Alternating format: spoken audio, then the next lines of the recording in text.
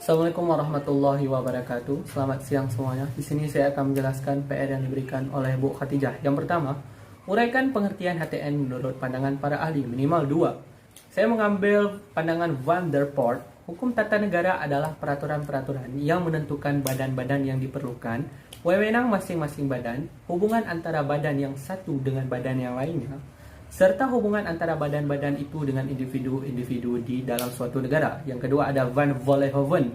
Hukum tata negara adalah hukum yang mengatur semua masyarakat hukum atasan dan masyarakat hukum bawahan menurut tingkatannya, dan masing-masing masyarakat itu menentukan wilayah lingkungan rakyatnya dan menentukan badan-badan serta fungsinya masing-masing yang berkuasa dalam masyarakat hukum itu, serta menentukan susunan dan wewenang dari badan tersebut. Nomor 2, kita bisa melihat tentang soal uraikan asas-asas HTN. Asas HTN atau hukum tata negara. Yang pertama ada asas Pancasila. Pancasila adalah sebagai sumber hukum material, karena itu setiap pengaturan isi peraturan perundang-undangan tidak boleh bertentangan pada Pancasila, dan bila bertentangan maka peraturan itu harus segera dihapus ataupun dicabut. Yang kedua ada asas kedaulatan rakyat. Asas kedaulatan rakyat adalah bermakna rakyatlah yang memiliki wewenang tertinggi di dalam suatu negara, dan wewenang tersebut diwakilkan kepada MPR.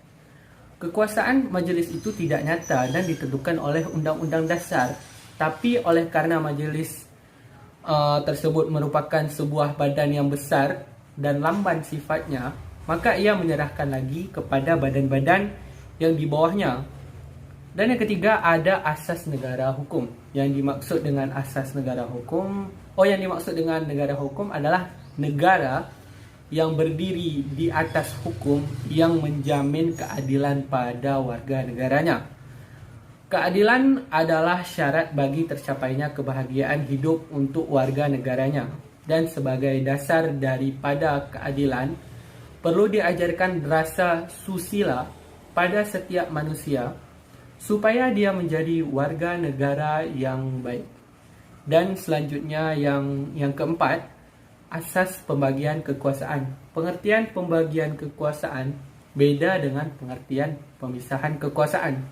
Pemisahan kekuasaan memiliki arti bahwa kekuasaan negara itu terpisah-pisah dalam beberapa bagian, baik mengenai orangnya ataupun fungsinya. Kenyataannya menunjukkan bahwa sebuah pemisahan kekuasaan murni tidak bisa dilaksanakan. Karena itu pilihannya jatuh kepada istilah pembagian kekuasaan, yang artinya bahwa kekuasaan itu dibagi-bagi dalam beberapa bagian namun tidak dipisahkan. Hal ini membawa konsekuensi bahwa di antara bagian-bagian tersebut dimungkinkan adanya kerjasama. Selanjutnya yang kelima, asas hukum tata negara, yaitu ada asas negara kesatuan. Undang-Undang 1945 pasal 1 ayat 1 sudah ditegaskan bahwa negara Indonesia merupakan suatu negara kesatuan yang berbentuk republik. Setiap hukum tata negara yang hendak dibentuk harus memperhatikan pada hal ini. Tidak dibenarkan adanya materi di dalam hukum tata negara yang mana materi tersebut mempunyai peluang untuk memecah belah bangsa ini. Selanjutnya ada soal yang C, uraikan sistem pemerintahan di Indonesia. Jadi kawan-kawan sekalian, setelah Undang-Undang Dasar 1945 diamandemenkan, maka sistem pemerintahan negara Republik Indonesia adalah sebagai berikut. Yang pertama ada Indonesia ialah negara berdasarkan atas hukum. Jadi negara Indonesia berdasarkan hukum, tidak berdasarkan kekuasaan belaka. Konsepsi negara hukum mengandung pengertian bahwa negara memberikan perlindungan hukum bagi warga negara. Jadi memberikan perlindungannya melalui pelembagaan yang pastinya, pelembagaan peradilan yang bebas dan tidak memihak dan menjamin hak asasi manusia, jadi setiap manusia. Yang kedua ada sistem konstitusional Sistem ini memberikan ketegasan bahwa secara pengendalian pemerintah dibatasi oleh ketentuan-ketentuan atau konstitusi atau undang-undang dasar yang mengatur dan menetapkan kekuasaan negara sedemikian rupa sehingga kekuasaan pemerintah negara efektif untuk kepentingan rakyat serta tercegah dari penyalahgunaan kekuasaan. Selanjutnya yang ketiga, kekuasaan negara yang tertinggi di tangan Majelis Permusyawaratan.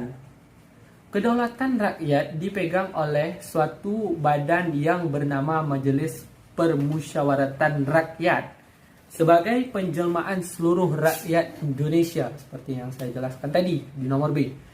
Majelis ini menetapkan undang-undang dasar dan garis-garis besar haluan negara. Majelis ini juga mengangkat kepala presiden yang seperti sekarang Jokowi ya, dan wakil presiden. Majelis inilah yang memegang kekuasaan negara tertinggi. Sedangkan presiden harus menjalankan haluan negara menurut garis-garis besar haluan negara yang ditetapkan oleh majelis. Selanjutnya yang keempat, presiden ialah penyelenggara pemerintah negara yang tertinggi di bawah majelis. Sebelum melakukan amandemen Undang-Undang 1945 atau 1945, maka kekuasaan presiden sebagaimana disebutkan dalam penjelasan umum Undang-Undang Dasar 1945 adalah penyelenggara pemerintah negara yang tertinggi dalam menjalankan pemerintahan negara. Kekuasaan dan tanggung jawab adalah di tangan presiden. Yang kelima, presiden tidak bertanggung jawab kepada Dewan Perwakilan Rakyat atau yang biasa kita sebut DPR. Di dalam penjelasan umum Undang-Undang Dasar 1945 atau 1945 disebutkan bahwa di samping presiden adalah Dewan Perwakilan Rakyat, presiden harus mendapat persetujuan dari Dewan Perwakilan Rakyat untuk membentuk undang-undang dan untuk menetapkan anggaran pendapatan belanja negara. Ya, jadi oleh karena itu presiden harus bekerja sama dong dengan para dewan. Akan tetapi presiden tidak bertanggung jawab kepada dewan. Artinya kedudukan presiden tidak tergantung daripada dewan. Nomor 6, menteri negara ialah pembantu presiden. Menteri negara juga tidak bertanggung jawab kepada Dewan Perwakilan Rakyat. Sistem ini telah dijelaskan di dalam penjelasan umum Undang-Undang Dasar 1945 bahwa presiden mengangkat dan memberhentikan menteri-menteri negara. Menteri-menteri itu tidak bertanggung jawab kepada Dewan Perwakilan Rakyat. Kedudukannya tidak tergantung daripada Dewan, akan tetapi tergantung daripada Presiden. Mereka adalah pembantunya Presiden lah. Nomor 7, kekuasaan kepala negara tidak terbatas. Di dalam penjelasan umum Undang-Undang Dasar 1945 disebutkan bahwa meskipun kepala negara tidak bertanggung jawab kepada Dewan Perwakilan Rakyat, dia bukan diktator.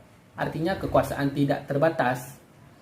Di atas telah ditegaskan bahwa ia bertanggung jawab kepada Majelis Permusyawaratan Rakyat. Kecuali itu, ia harus memperhatikan sungguh-sungguh suara Dewan Perwakilan Rakyat. Baiklah, kita akan masuk soal yang D. Uraikan apa saja yang menjadi HAM berdasarkan Undang-Undang 1945 dan berikan pandangan saya bagaimana peran HTN atau Hukum Tata Negara dalam melindungi HAM rakyat Indonesia. Baik, jadi pada pasal 28 ya, jelaskan bahwa kemerdekaan berserikat dan berkumpul, mengeluarkan pemikiran dengan lisan dan tulisan dan sebagainya ditetapkan dengan undang-undang. Jadi saya ada baca juga di pasal 28 ayat 28A. Di situ dijelaskan dua hal yang intinya yang pertama hak hidup dan hak mempertahankan hidup. Dan 28B dijelaskan tentang hak membentuk keluarga yang sah dan hak keberlangsungan hidup. Ayat 28 yang C ialah hak mengembangkan diri dan memajukan diri secara kolektif. Dan 28 yang D hak yang mengatur tentang pekerjaan. 28E hak tentang kebebasan beragama, kebebasan berkeyakinan, kebebasan berkumpul. Jadi 28F ni ada sampai J, jadi 28F hak kebebasan berkomunikasi dan mendapatkan informasi. Selanjutnya 28G hak atas rasa nyaman dan terbebas dari penyiksaan atau perlakuan penghinaan.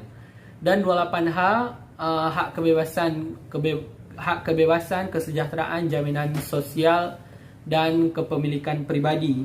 28I hak merasa nyaman, di situ juga ada terbebas dari diskriminasi. Dan 28J wajib tunduk kepada peraturan,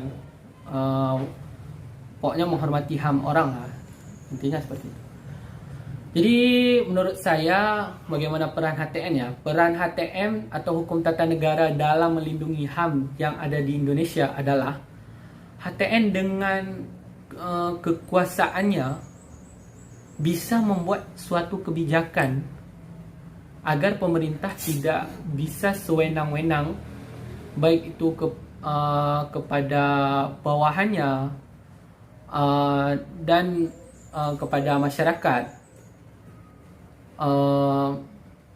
Dan HTN bisa membuat kebijakan sehingga pemerintah tidak bisa berbuat seenaknya kepada bawahan dan masyarakatnya. Begitu pendapat saya. Baiklah, kita akan memasuki soal nomor 2. Yang A, uraikan pengertian dari hukum administrasi. Jadi pengertian hukum administrasi di sini saya mengambil menurut para ahli.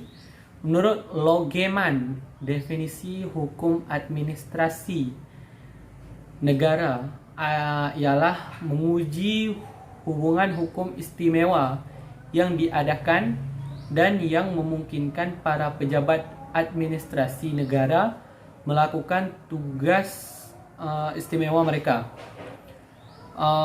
Jadi di sini saya juga mengambil satu pendapat lagi, yaitu pendapat dari Dr. Utrecht SH.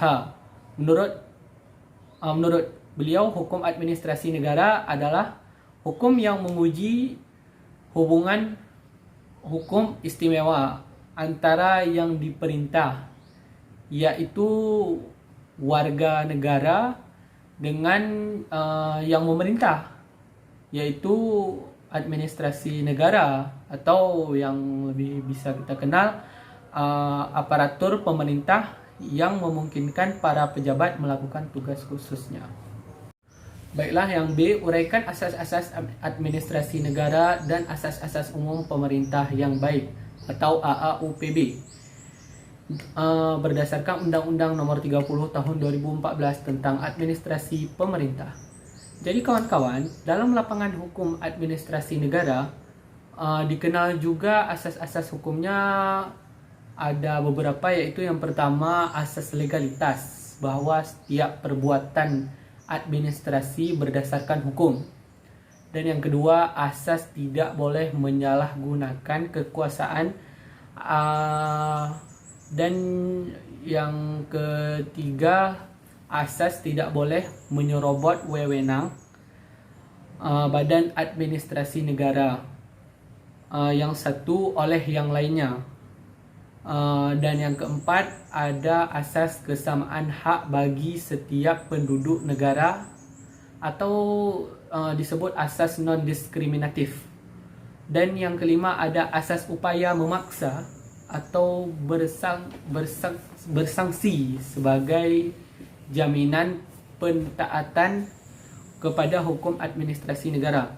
Dan selanjutnya ada yang keenam, asas kebebasan, iaitu kepada badan-badan administrasi negara diberikan kebebasan dalam menyelesaikan masalah yang menyangkut kepentingan umum bangsa dan negara.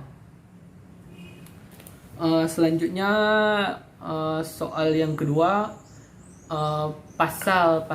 pada pasal 10 Undang-Undang Nomor 30 Tahun 2014 tentang administrasi pemerintah,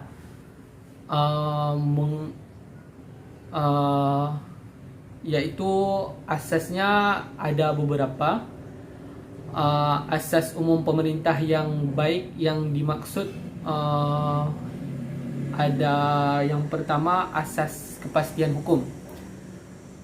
Asas kepastian hukum merupakan asas dalam negara hukum yang mengutamakan landasan ketentuan peraturan perundang-undangan, kepatutan, keajegan, dan keadilan dalam setiap kebijakan penyelenggaraan pemerintah. 2. Asas kemanfaatan. Asas kemanfaatan maksudnya manfaat yang harus diperhatikan secara seimbang.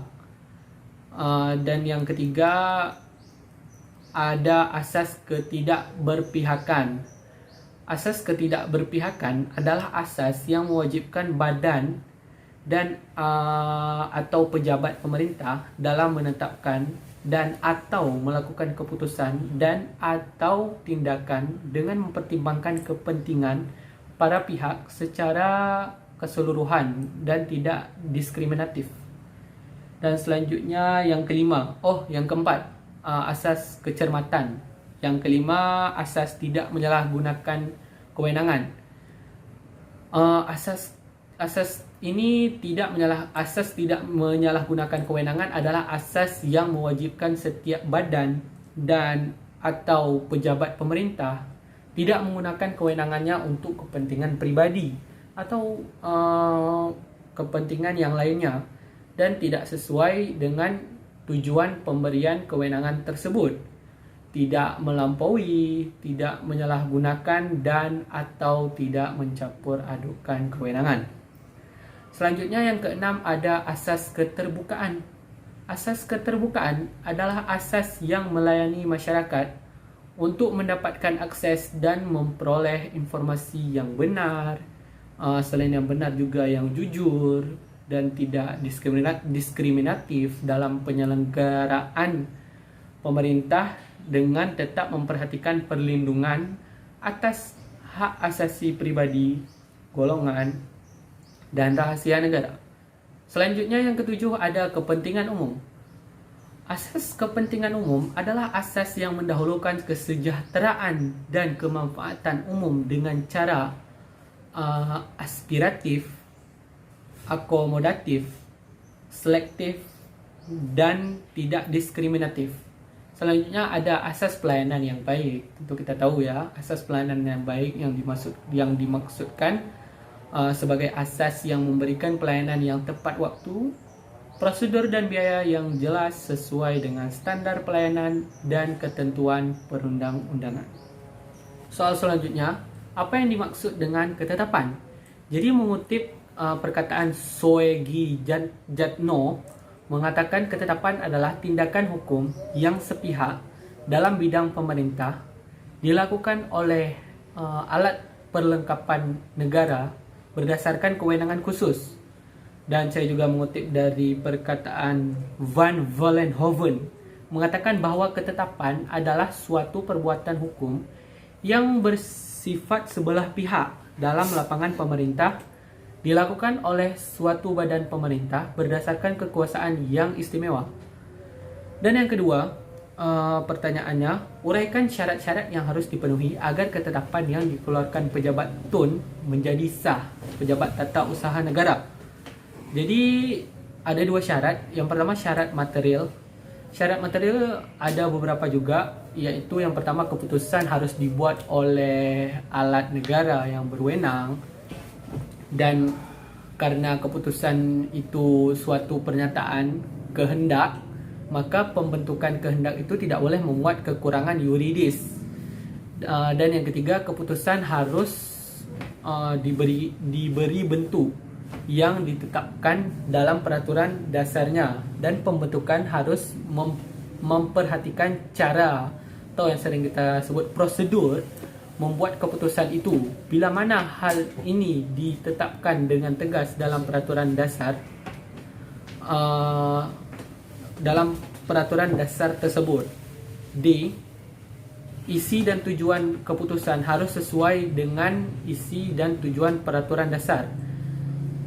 Tadi kan yang pertama, sekarang syarat formil, tadi kan material. Yang formil, yang A, syarat-syarat yang ditentukan yang berhubungan dengan persiapan dibuatnya keputusan dan berhubungan dengan cara dibuatnya keputusan harus dipenuhi. Yang B, keputusan harus diberi bentuk yang ditentukan. Dan yang C, syarat-syarat yang ditentukan yang berhubungan dengan dilakukannya keputusan harus dipenuhi. Selanjutnya yang D, jangka waktu yang ditentukan antara timbulnya hal-hal yang menyebabkan dibuatnya keputusan dan diumumkannya keputusan itu tidak boleh dilewati. Dan soal yang ketiga, tadi kan ada 3 soal nih, yang C. Bagaimana hubungan antara HTN dan HAN? Jadi teman-teman, di kalangan para sarjana sebenarnya telah terdapat kesamaan pandangan antara HTN dan HAN. Itu memiliki keterkaitan yang erat. Keterkaitan antara kedua hukum ini, antara HTN dan HAN. Jadi keterkaitan antara hukum ini antara lain dapat disimak dari perkataan Van Vollenhoven. Berikut ini, badan pemerintah tanpa aturan hukum negara akan lumpuh oleh karena badan ini tidak mempunyai wewenang apapun atau wewenangnya tidak berketentuan. Dan badan pemerintah tanpa hukum administrasi negara akan bebas sepenuhnya oleh karena badan ini dapat menjalankan wewenang menurut kemauannya sendiri. Dan juga ada bahasan Mustafa. Beliau mengatakan bahawa HTN dan HAN itu dua jenis hukum yang dapat dibedakan, akan tetapi tidak dapat dipisahkan antara satu dan yang lainnya. Di samping peraturan perundang-undangan atau UUD, tertulis ada peraturan-peraturan yang undang-undang UUD tertulis, dan ada peraturan-peraturan yang tidak tertulis juga yang melengkapi konstitusi tertulis. Keseluruhan dari peraturan-peraturan tertulis dan tidak tertulis ini dinamakan hukum konstitusi. Istilah ini sinonim dengan HTN dalam arti sempit. HTN dalam arti sempit plus HAN dinamakan HTN dalam arti luas. Selanjutnya soal yang D. Bagaimana penyelesaian sengketa tata usaha negara? Jika kita ditanya begini, ya cara jawabnya mudah. Yang pertama, melakukan gugatan. Gugatan adalah permohonan yang berisi tuntutan terhadap badan atau pejabat tun yang diajukan ke pengadilan untuk mendapatkan keputusan. Yang kedua, setelah gugatan adanya proses dismisal. Setelah dilakukan gugatan, maka dilakukan pemeriksaan dismisal atau rapat permusyawaratan. Setelah proses pemeriksaan dismisal, dilakukan pemeriksaan persiapan. Jadi perlu kita ketahui, sebelum pemeriksaan pokok dimulai, hakim wajib melakukan pemeriksaan persiapan untuk melengkapi gugatan yang kurang. Jadi hakim tu melakukan pemeriksaan ulang. Dan yang keempat, ada pemeriksaan perkara.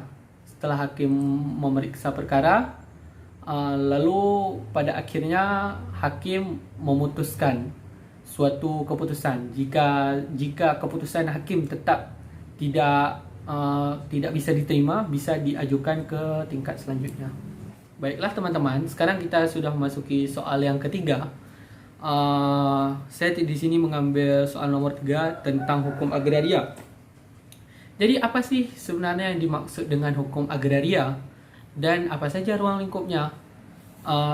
Perlu kita ketahui istilah agraria berasal dari kata Aker bahasa Belanda, agros bahasa Yunani yang berarti pertanian, ager bahasa Latin yang berarti tanah atau sebidang tanah, agrarius bahasa Latin berarti perladangan, persawahan, pertanian, dan agrarian bahasa Inggris berarti yang artinya tanah untuk pertanian. Berdasarkan istilah yang saya sebutkan tadi, menunjukkan bahwa soal agraria adalah soal tanah yang tidak dapat menyangkut tanah pertanian atau perladangan, tetapi juga mencakup tanah untuk permukiman atau untuk bangunan. Di samping itu tidak mencakup permukaannya saja, melainkan juga mencakup apa yang ada di atas dan di bawahnya tanah. Jadi yang pertama, ruang lingkupnya ada yang pertama itu bumi. Bumi adalah permukaan tanah, termasuk pada tubuh bumi di bawahnya serta yang berada di atas air. Jadi yang pertama bumi, dan yang kedua adalah air. Air adalah air yang berada di dalam perairan pedalaman maupun air yang berada di laut wilayah Indonesia. Dan yang ketiga ada ruang angkasa. Jadi menurut pasal 1 ayat 6 UU PA, ruang angkasa adalah di atas bumi wilayah Indonesia dan ruangan di atas air wilayah Indonesia. Dan yang keempat bisa kita ketahui bahwa ada kekayaan alam yang terkandung di dalamnya. Kekayaan alam yang terkandung di dalam bumi disebut bahan yaitu unsur kimia, mineral, biji-biji, dan segala batuan yang termasuk batuan mulia yang merupakan endapan-endapan alam. Selanjutnya ada yang B, uraikan apa-apa saja yang menjadi asas-asas hukum agraria. Jadi asas hukum agraria itu ada beberapa. Yang pertama yang A, asas kebangsaan, pasal 1 UU PA. Dan yang kedua ada asas hak menguasai negara, pasal 2 UU PA. Yang ketiga asas pengakuan hak ulayat, pasal 3 UU PA.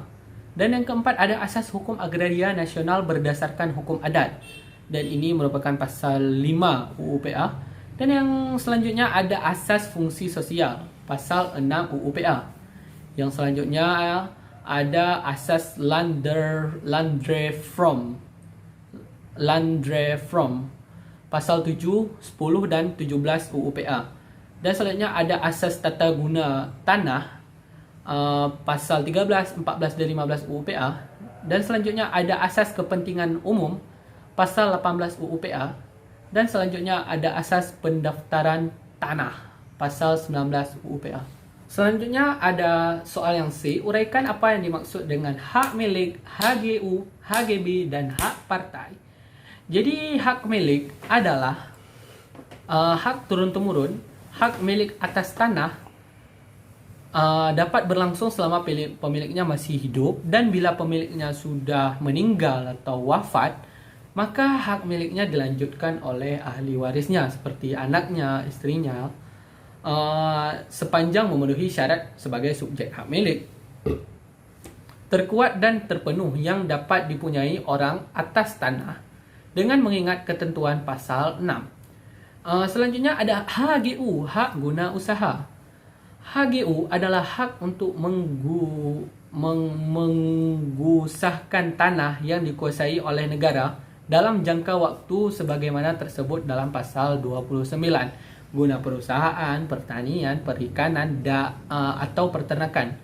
Selanjutnya ada HGB atau hak guna bangunan. Jadi perlu kita ketahui pada pasal 35 UU PA memberikan pengertian HGB, yaitu hak untuk mendirikan dan mempunyai bangunan atas tanah yang bukan miliknya sendiri dengan jangka waktu paling lama 30 tahun dan dapat diperpanjang memang untuk jangka waktu paling lama 20 tahun. Selanjutnya ada hak pakai. Hak pakai menurut pasal 41 ayat 1 UU PA, yang dimaksud dengan hak pakai adalah hak untuk menggunakan dan memungut hasil dari tanah yang dikuasai langsung oleh negara atau tanah milik orang lain yang memberikan wewenang dan kewajiban yang ditentukan dalam keputusan pemberiannya oleh pejabat yang berwenang memberikannya, atau dalam perjanjian dengan pemilik tanahnya, segala sesuatu asal tidak bertentangan dengan jiwa dan ketentuan UU PA.